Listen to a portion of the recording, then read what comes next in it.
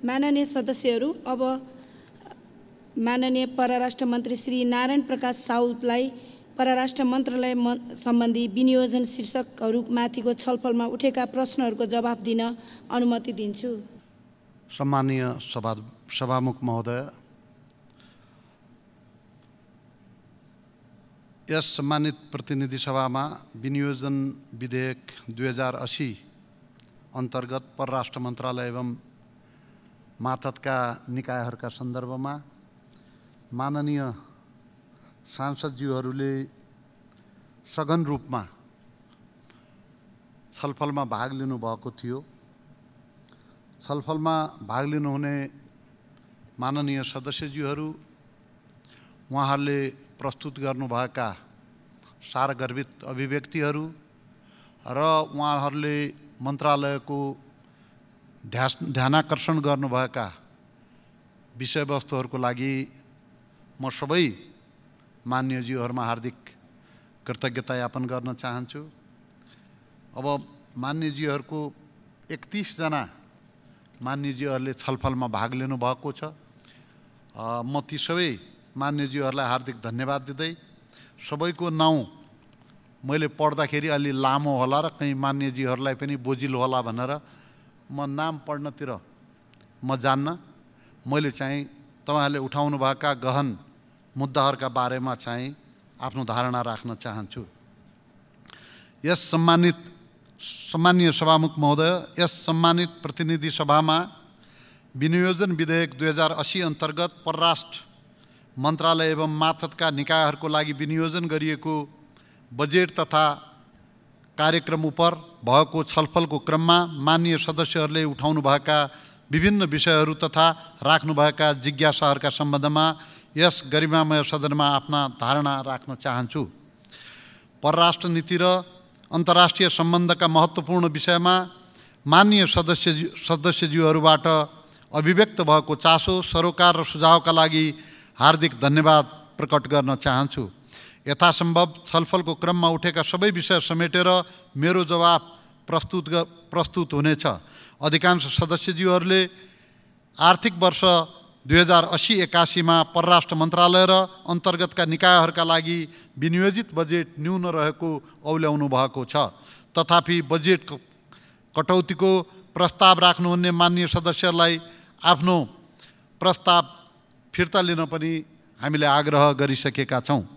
सम्मानीय सभामुख महोदय, अब म छलफलका क्रममा माननीय सदस्यहरूले उठाउनुभएका विषयहरूमा प्रश्न पार्ने अनुमति चाहन्छु। परराष्ट्र नीतिको सञ्चालनका सन्दर्भमा नेपालको अन्तर्राष्ट्रिय सम्बन्धका बारेमा नेपालको संविधानले नै स्पष्ट मार्गनिर्देश गरेको बारे माननीय सदस्यज्यूहरूलाई अवगत नै छ। नेपालको स्वतन्त्रता, सार्वभौमिक सत्ता, भौगोलिक अखण्डता, स्वाधीनता, राष्ट्रिय हितको रक्षा गर्दै सार्वभौमिक समानताका आधारमा अन्तर्राष्ट्रिय सम्बन्ध कायम गरी विश्व समुदायमा राष्ट्रिय सम्मानको अभिवृद्धि गर्नेतर्फ नेपालको अन्तर्राष्ट्रिय सम्बन्ध निर्देशित रहेको छ। संयुक्त राष्ट्रसङ्घको बडापत्र, असंलग्नता, पञ्चशीलका सिद्धान्त, अन्तर्राष्ट्रिय कानुन र विश्व शान्तिको मान्यताका आधारमा राष्ट्रको सर्वोपरि हितलाई ध्यानमा राखी स्वतन्त्र परराष्ट्र नीति सञ्चालन गर्न संविधानले नीतिगत मार्गनिर्देशन गरेको छ। संविधानको मार्गनिर्देशन र नीतिगत व्यवस्थालाई पूर्ण रूपमा आत्मसात गर्दै पारस्परिक लाभमा आधारित स्वतन्त्र र सन्तुलित परराष्ट्र सम्बन्ध अवलम्बन गर्ने नीति नेपाल सरकारको रहेको छ। सङ्घीय संसद विशेष गरी अन्तर्राष्ट्रिय सम्बन्ध तथा पर्यटन समितिबाट समय समयमा सरकारलाई प्राप्त हुने सुझाव तथा मार्गनिर्देशन, नेपाल सरकारको आवधिक योजना, वार्षिक नीति तथा कार्यक्रम, राष्ट्रिय अन्तर्राष्ट्रिय मूल्य मान्यता, अन्तर्राष्ट्रिय कानुन र सन्धिबाट सिर्जित अधिकार र दायित्व एवं वर्तमान संयुक्त सरकारको प्राथमिकता र साझा न्यूनतम कार्यक्रममा अन्तर्निहित भावनालाई पनि परराष्ट्र सम्बन्ध सञ्चालनमा सरकारले आत्मसात गरेको छ। आर्थिक कूटनीतिको सञ्चालनद्वारा मुलुकको सामाजिक आर्थिक विकासमा योगदान पुर्याउने, आर्थिक रूपान्तरण र जनताको समृद्धिका लागि पारस्परिक हित र लाभका आधारमा छिमेकी लगायत विश्वका सबै मित्र राष्ट्रहरूसँगको मैत्रीपूर्ण सम्बन्धलाई थप सुदृढ बनाउने, आपसी सहयोगका क्षेत्रहरू विस्तार गरी सहकार्यलाई बढावा दिने, भूपरिवेष्टित देशको अधिकार सुनिश्चित गर्ने दिशामा वर्तमान सरकारको कूटनैतिक प्रयास उन्मुख छ। सम्माननीय प्रधानमन्त्रीको भारत भ्रमणका सन्दर्भमा हालै सम्पन्न सम्माननीय प्रधानमन्त्रीज्यूको भारत भ्रमण आगामी दिनमा द्विपक्षीय सम्बन्धलाई अझ बलियो बनाउने दिशामा केन्द्रित रह्यो। यस विषयमा सम्माननीय प्रधानमन्त्रीज्यूले सम्मानित सदनलाई विस्तृत रूपमा जानकारी गराइसक्नु भएको छ। भ्रमणका अवसरमा विशेष गरी आर्थिक मामिलामा राष्ट्रको दीर्घकालीन हितमा सम्झौताहरू भएका छन् भने राजनैतिक मामिलामा आपसी विश्वास बढाउँदै छलफल र वार्ताद्वारा निकास खोज्ने दिशामा कुराकानी भएको छ। दुई देशका प्रधानमन्त्री बीच भएको खुलस्त कुराकानीबाट विश्वासको वातावरण सिर्जना भएको छ भने थातिरहेका विषयलाई सम्बोधन गर्न सकिने विश्वासको आधार तयार भएको छ। विद्युत व्यापारका सम्बन्धमा सम्माननीय प्रधानमन्त्रीज्यूको भारत भ्रमणका अवसरमा दीर्घकालीन ऊर्जा व्यापार सम्झौतामा प्रारम्भिक हस्ताक्षर भएको छ र भारतीय भूमि हुँदै बांग्लादेशसम्म नेपालबाट जलविद्युत निर्यातको सुरुवात गर्ने सैद्धान्तिक सहमति भई त्रिपक्षीय सम्झौताका लागि प्रक्रिया अघि बढाउने सहमति भएको छ। विदेशी लगानीकर्तासँग स्वदेशी लगानीकर्ताले संयुक्त उपक्रम कम्पनी खडा गरेर विद्युत उत्पादनका लागि आवश्यक अनुमति पत्र लिएर आयोजना, अध्ययन तथा निर्माण गर्न पाउने विद्यमान कानुनी व्यवस्था अन्तर्गत भारतको एनएचपीसी र नेपालको विद्युत उत्पादन कम्पनी लिमिटेड VUCL का बीच 480 मेगावाटको फुकोट कर्णाली जलविद्युत परियोजना विकास सम्बन्धी सम्झौता भएको छ। 669 मेगावाटको तल्लो अरुण जलविद्युत परियोजना कम्पिटिटिभ बिडिङ प्रक्रियाबाट भारतको सतलज जलविद्युत निगम र लगानी बोर्ड बीच सम्झौता भई अघि बढेको परियोजना हो। प्रधानमन्त्रीज्यूको भ्रमणका अवसरमा यो परियोजनाको पावर डेभलपमेन्ट एग्रिमेन्ट PDA सम्पन्न भएको छ। 556 मेगावाट क्षमताको माथिल्लो तामाकोशी जलविद्युत आयोजना सहित विभिन्न जलविद्युत आयोजनाबाट उत्पादित थप 1200 मेगावाट जलविद्युत भारततर्फ निर्यातका लागि सम्माननीय प्रधानमन्त्रीज्यूले भारत पक्षसँग गम्भीर रूपमा कुरा गर्नुभएको छ। बुटवल गोरखपुर 400 kV अन्तर्देशीय प्रसारण लाइन शिलान्यास भएको छ। त्यसै गरी नेपालभित्र थप विद्युत प्रसारण लाइन निर्माणका लागि भारतको एक्जिम ब्याङ्कबाट प्राप्त सहुलियत कर्जाको चौथो खण्डको रकम उपयोग गर्ने सहमति भएको छ। सरकारले विद्युत प्रसारण र वितरण पूर्वाधारमा सुधार गर्दै आन्तरिक विद्युत खपत वृद्धि गर्दै लैजाने नीति लिएको छ। आन्तरिक खपतबाट बढी भएको जलविद्युत निर्यात गर्नका लागि जलविद्युत उत्पादन र प्रसारणका लागि आवश्यक पूर्वाधार निर्माणमा जोड दिइएको छ। औपचारिक भ्रमण व्यवस्थापन सम्बन्धमा दुई देश बीचको आर्थिक सम्बन्धलाई मध्यनजर गरी सरकार प्रमुखका भ्रमणका अवसरमा व्यापारिक प्रतिनिधिमण्डललाई उनीहरूको आफ्नै खर्चमा लैजाने प्रचलन हुन्छ। यसै गरी सरकारी प्रतिनिधिमण्डलमा समावेश भएका सरकारी सञ्चार माध्यमका अलावा निजी क्षेत्रका कर्मचारी साथीहरू आफ्नै खर्चमा सहभागी हुनुभएकोले प्रधानमन्त्रीको भारत भ्रमणको प्रतिनिधिमण्डल केही ठुलो जस्तो देखिन गएको हो। मुलुकको अर्थतन्त्रको अवस्था र आर्थिक मितव्ययता अपनाउनु पर्ने अवस्थाप्रति सरकार सचेत एवं संवेदनशील रहेको छ। यस्ता औपचारिक भ्रमणमा जाने प्रतिनिधिमण्डललाई भ्रमणमा जानु पूर्व मन्त्रालयका शिष्टाचार महापालले भ्रमणका डुज र डाउन्ट्सका बारेमा ब्रिफ गर्ने प्रचलनहरू अनुरूप यसपटक पनि त्यस किसिमको ब्रिफिङ भएको थियो। प्रोटोकल पालना गर्ने विषयलाई भ्रमण दलमा संलग्न सबैले गम्भीरतापूर्वक लिनुपर्ने कुरामा कुनै विमति हुन सक्दैन। नेपाल भारत प्रबुद्ध व्यक्तिहरूको समूहको प्रतिवेदन तथा 1950 को सन्धि सम्बन्धमा नेपाल र भारत बीचको सन् 1950 को सन्धि सीमा सम्बन्धी विषय लगायत द्विपक्षीय सम्बन्धको समग्र पक्षमा अध्ययन गरी दुई देश बीच रहिआएको निकट तथा बहुआयामिक सम्बन्धलाई अग्रगामी दिशामा अघि बढाउने उद्देश्यले सन् 2016 मा गठन भएको नेपाल भारत प्रबुद्ध व्यक्तिहरूको समूह इमिनेन्ट पर्सन्स ग्रुपले आफ्नो कार्य सम्पन्न गरी सहमतिको प्रतिवेदन तयार गरिसकेको छ। उक्त प्रतिवेदन बुझिलिने विषयमा दुई देशबीच विभिन्न अवसरमा कुराकानी भएको पनि म स्पष्ट पार्न चाहन्छु। लिम्पियाधुरा, लिपुलेक, कालापानी लगायत सीमाका सम्बन्धमा नेपालको अन्तर्राष्ट्रिय सीमाबारे यस सम्मानित सदन, सम्मानीय सदस्यज्यूहरू, नेपाल सरकार र हामी सबै स्पष्ट र दृढ छौँ। यस विषयमा हाम्रो राष्ट्रिय सहमति रहेको छ। मिति 2077-3-4 संविधानको दोस्रो संशोधन मार्फत नयाँ नक्सा समेटी संविधानको अनुसूची 3 मा रहेको नेपालको नक्सा छाप अद्यावधिक गरिएको तथ्य, संविधानको अनुसूची 3 मा रहेको नेपालको निशाना छाप अद्यावधिक गरिएको तथ्य यहाँहरूलाई अवगत नै छ। भारत भ्रमणका अवसरमा नेपाल र भारतका प्रधानमन्त्री बीच भएको भेटवार्ताका क्रममा सीमा सम्बन्धी विषयलाई स्थापित कूटनैतिक संयन्त्रहरू मार्फत समाधान गर्ने कुराकानी भएको छ। प्रधानमन्त्री मोदीजीले संयुक्त प्रेस मिटको अवसरमा सीमा लगायत थातिरहेका सबै समस्या समाधान गरिनेछ भन्ने कुरा स्पष्ट शब्दमा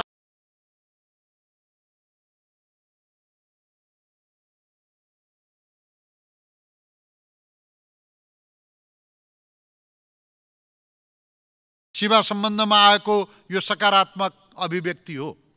सीमा क्षेत्रमा डुबान सम्बन्धी समस्याका सम्बन्धमा नेपाल भारत सीमानाको नजिक भारततर्फ बनाइएका संरचनाहरूका कारण नेपालको भूभाग डुबानमा परेको विषय नेपाल सरकारले भारतीय पक्षसँग प्राथमिकताका साथ उठाउँदै आएको छ। सम्मानीय प्रधानमन्त्रीको भारत भ्रमणका अवसरमा नेपाल भारत सीमावर्ती क्षेत्रमा बाढी र डुबानका समस्याहरूका बारेमा पनि गम्भीर ढङ्गले छलफल भएको छ।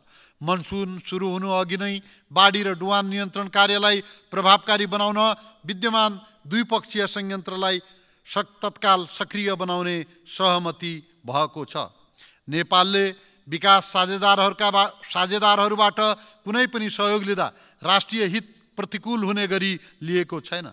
भविष्यमा पनि वैदेशिक सहायता स्वीकार गर्दा राष्ट्रिय हितलाई सर्वोपरि राख्दै नेपालको सार्वभौमिक सत्ता र राष्ट्रिय स्वतन्त्रतामा किञ्चित प्रभाव नपर्ने सुनिश्चितता प्रदान गरिने कुरामा सरकार दृढ छ।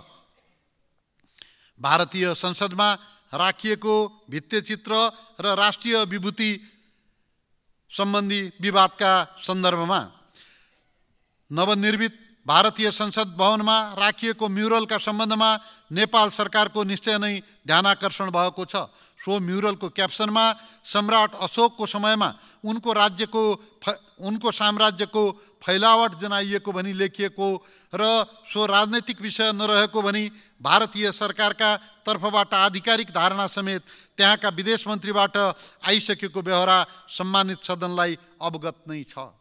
यस विषयमा भारतीय पक्षसँग कुरा गरी प्रतिवेदन पठाउन नयाँ दिल्ली स्थित नेपाली राजदूतलाई निर्देशन दिइसकिएको छ। नेपालको सार्वभौम सत्ता, राष्ट्रिय अखण्डता, स्वतन्त्रता र हाम्रो अन्तर्राष्ट्रिय सीमामा कुनै आँच आउन नदिन र नेपालको 1 इन्च जमिन पनि अतिक्रमण हुन नदिन हामी पूर्ण प्रतिबद्ध छौँ। भारतीय चलचित्र आदिपुरुषमा देवी सीताका बारेमा प्रयोग भएको संवादका सम्बन्धमा नेपालको सेन्सर बोर्ड पनि सचेत रहेको छ। यस्तो ऐतिहासिक र गम्भीर विषयमा बनेको चलचित्रमा फ्याक्चुअल इरर देखिनु कदापि उचित होइन। देवी सीता नेपालकी छोरी भएको तथ्य सर्वमान्य छ र यो विषयमा भारतमा समेत निर्विवाद छ। विदेशी सेनामा नेपालीहरूको भर्ती सन्दर्भमा माननीय सांसदज्यूहरूले उठाउनुभएका एवं केही सामाजिक सञ्जाल र अनलाइनहरूमा आएका नेपाली नागरिकहरू विदेशी सेनामा भर्ती भएका भन्ने समाचारहरूका सम्बन्धमा मन्त्रालयको ध्यानाकर्षण भएको छ। विदेशी सेनामा नेपालीहरूको भर्ती सम्बन्धमा नेपालले केही मित्र राष्ट्रहरूसँग विगतमा गरेका समझदारी अनुरूप परम्परागत रूपमा त्यहाँको राष्ट्रिय सेनामा नेपाली नागरिकहरू भर्ना हुँदै आएकोमा बाहेक विदेशी सेनामा नेपाली नागरिक भर्ना हुन अनुमति दिने सम्बन्धी नेपाल सरकारको कुनै नीति नरहेको जानकारी गराउँदछु। यस सम्बन्धमा माननीय सांसदज्यूहरूबाट व्यक्त चासो र धारणाहरूलाई परराष्ट्र मन्त्रालयले महत्त्वपूर्ण मार्गनिर्देशनका रूपमा लिएको छ र परराष्ट्र मन्त्रालयको धारणा र दृष्टिकोण पनि माननीय सांसदज्यूहरूले व्यक्त गरेका धारणाभन्दा कहीँ कतै फरक नभएको कुरा म स्पष्ट गर्न चाहन्छु। सार्क शिखर सम्मेलनका सम्बन्धमा क्षेत्रीय सहयोगको माध्यमबाट विकास र समृद्धि हासिल गर्न सक्रिय भूमिका निर्वाह गर्ने नेपाल सरकारको नीति रहेको अवगत नै छ। सार्कको संस्थापक सदस्य भएको सार्क सचिवालयको मुख्यालय पनि नेपालमा रहेको तथा सार्कको वर्तमान अध्यक्ष राष्ट्रको हैसियतले सार्कको आगामी शिखर सम्मेलन यथाशीघ्र हुनुपर्छ भन्ने कुरामा नेपाल प्रतिबद्ध छ र यसका लागि नेपालले अन्य राष्ट्रहरूसँग सहमति जुटाउन आवश्यक समन्वय पनि गरिरहेको छ। नेपालबाट दक्षिण एसियाली मुलुकसँग भएका सबै उच्चस्तरीय भ्रमण तथा अन्य भेटघाटका अवसरमा सार्क प्रक्रियालाई गतिशील बनाउने विषयले सधैँ प्रवेश पाएको छ। नेपालले आगामी दिनमा पनि सार्कका संयन्त्रहरूलाई गतिशील बनाउनेतर्फ सक्रिय तथा रचनात्मक भूमिका निर्वाह गर्दै जानेछ। यहाँहरूलाई विदित नै छ, सार्कको बडापत्र अनुसार सार्क प्रक्रिया सम्बन्धी निर्णय लिन सबै सदस्य राष्ट्रहरूको सहमति आवश्यक पर्दछ।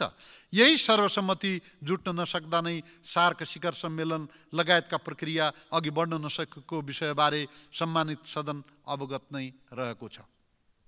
आर्थिक कूटनीति सञ्चालन सम्बन्धमा नेपालको परराष्ट्र नीति, वार्षिक नीति तथा कार्यक्रम र बजेट मार्फत अभिव्यक्त राष्ट्रिय विकासका उद्देश्यहरू हासिलका लागि सबल र प्रभावकारी आर्थिक कूटनीतिको सञ्चालन सरकारको प्रमुख प्राथमिकता हो। यस विषयलाई आत्मसात गरी मन्त्रालय र नियोगबाट सञ्चालित हुने आर्थिक कूटनीतिका कार्यक्रमहरूलाई थप प्रभावकारी बनाउने प्रयास भइरहेको छ। यस्ता कार्यक्रमहरूमा आर्थिक कूटनीतिसँग सम्बन्धित विषयगत निकाय, निजी क्षेत्र र गैर आवासीय नेपालीसँगको समन्वय र सहकार्यलाई थप मजबुत र प्रभावकारी बनाइएको छ। पर्यटन, निर्यात र लगानीका क्षेत्रमा विभिन्न प्रदेशमा रहेको सम्भावना र क्षमता पहिचान गर्ने प्रयास गरिएको छ। आर्थिक कूटनीतिका कार्यक्रमहरूलाई नेपाल सरकारको व्यापार घाटा न्यूनीकरण योजनासँग समेत तादात्म्य हुने गरी तथा समग्र आर्थिक सामाजिक विकासमा टेवा पुग्ने गरी अगाडि बढाउने गरी समन्वयात्मक ढङ्गले कार्यहरू भइरहेका छन्।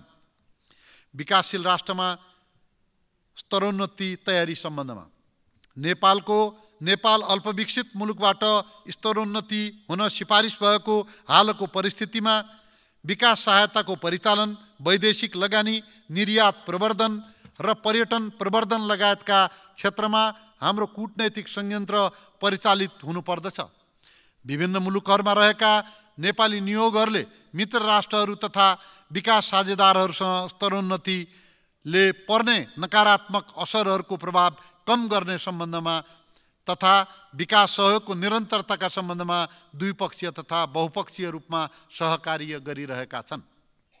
राजदूत, नियोग प्रमुख तथा अवैधानिक महावाणिज्य दूतहरूको नियुक्ति र कार्य सम्पादन मूल्याङ्कन सम्बन्धमा विभिन्न मुलुकमा नेपालका राजदूत नियुक्त गर्दा वर्तमान सरकारले नेपालको संविधान र राजदूत नियुक्ति सम्बन्धी निर्देशिका 2075 को पालना गरेको छ।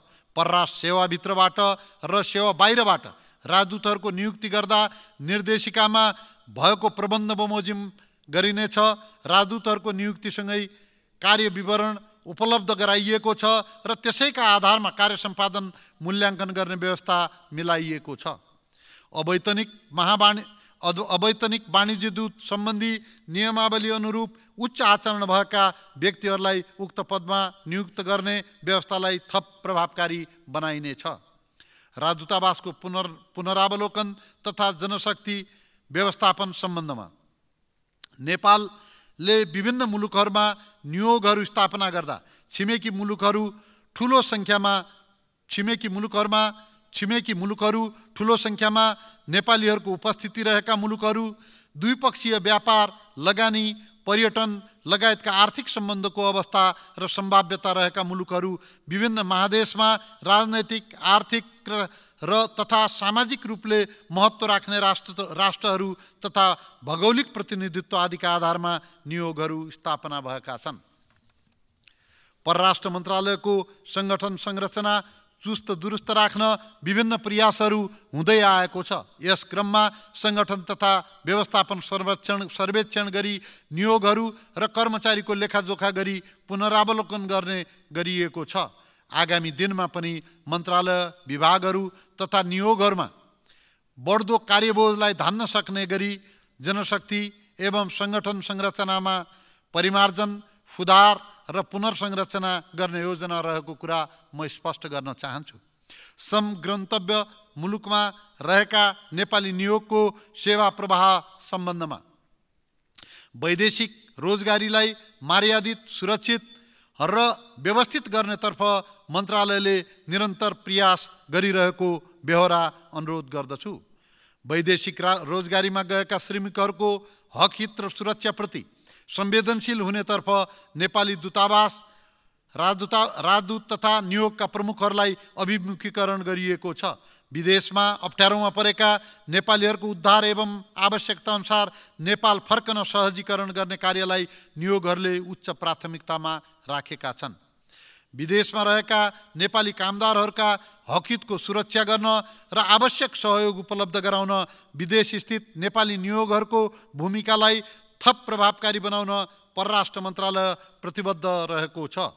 विदेशमा हुने मृत्यु तथा कानुनी सजायका सम्बन्धमा उक्त मुलुकको कानुन बमोजिम प्रहरी अनुसन्धान तथा न्यायिक निरूपणमा केही समय लाग्ने भएकोले नेपाली नियोगले सब पठाउने तथा क्षतिपूर्ति रकम दिलाउन कतिपय अवस्थामा केही समय लाग्न सक्दछ। अन्यथा नियोगहरूबाट यस प्रकारको सेवा 24 घण्टा प्राप्त हुन सक्ने गरी व्यवस्था मिलाइएको छ।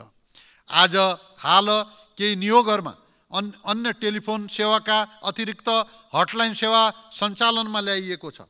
यसलाई क्रमशः साधन स्रोत सम्पन्न तुल्याउँदै विस्तार गर्दै लगिनेछ।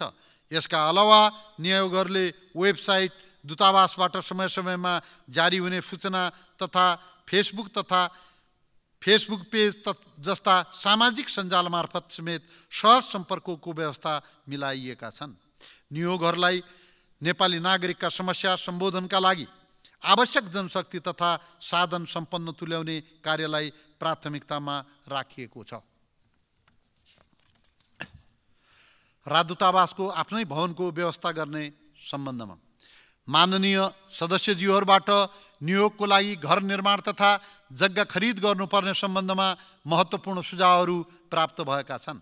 हाल केही नियोगहरूको आफ्नै भवन रहेको छ र केही नियोगहरूले खरिद गरेको जमिनमा पनि क्रमशः आफ्नै भवन निर्माण गर्ने विषयलाई प्राथमिकता दिइएको छ। नेपाली नियोगहरूका लागि भवन खरिद गर्ने विषयलाई पनि परराष्ट्र मन्त्रालयले प्राथमिकतामा राखेको छ र भविष्यमा यस कार्यलाई थप गति दिइनेछ।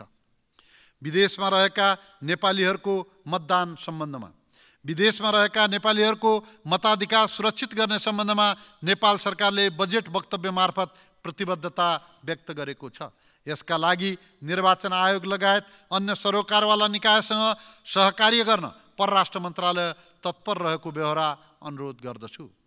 गैर आवासीय नेपालीहरूको ज्ञान र सिपबाट मुलुकले फाइदा लिने सम्बन्धमा गैर आवासीय नेपालीहरूको लगानी, पुँजी, पहुँच, सञ्जाल र प्रविधिबाट मुलुकले लाभ लिने वातावरण बनाउन मन्त्रालय प्रयत्नशील रहेको छ। गैर आवासीय नेपाली सम्बन्धी ऐन र नियमावलीमा भएको व्यवस्था तथा गैर आवासीय नेपालीको लगानीलाई लक्षित गरी नेपाल सरकारले प्रदान गरेका विभिन्न किसिमका सुविधा, छुट तथा सहुलियत उपयोगका लागि मन्त्रालयले सहजीकरण गर्दै आएको छ।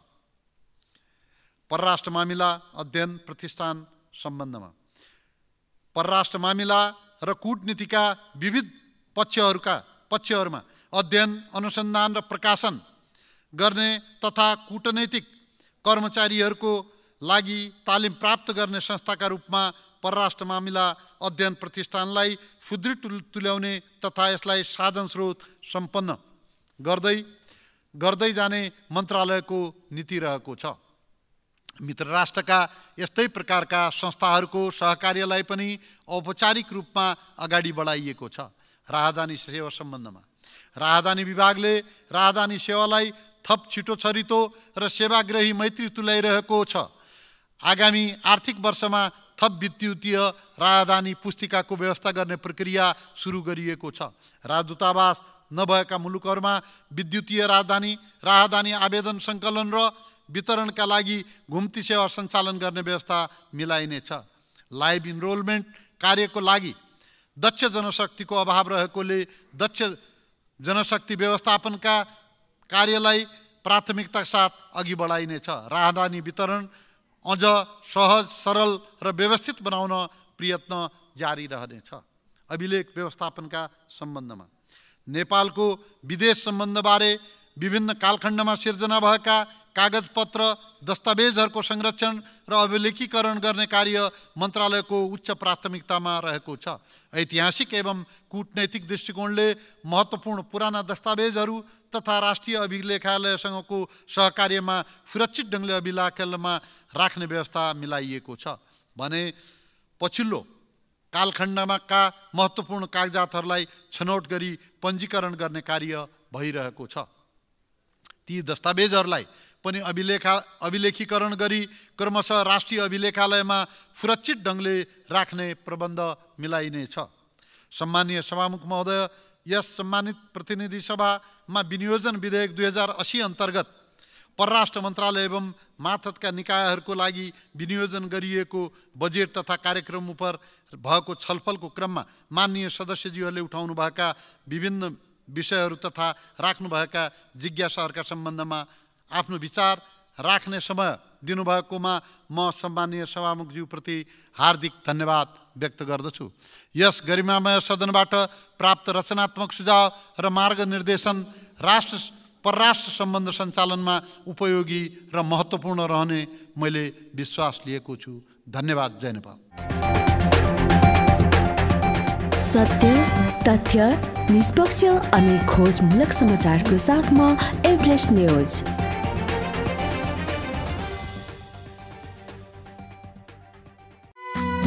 चौरासको गाउँमा रमाइलो ठाउँमा चर्कुने चौतारी।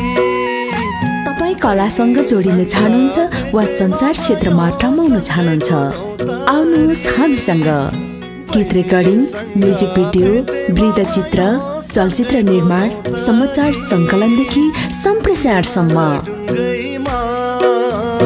घरबार बसाउला हो बहिनी ओखर ढुङ्गैमा।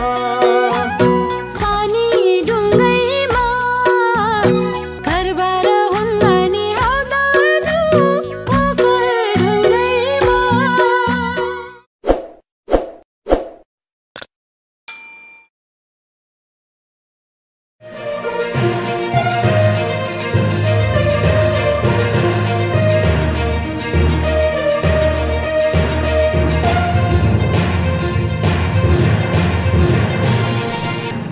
तपाईँ हेर्दै हुनुहुन्छ एभरेस्ट न्यूज।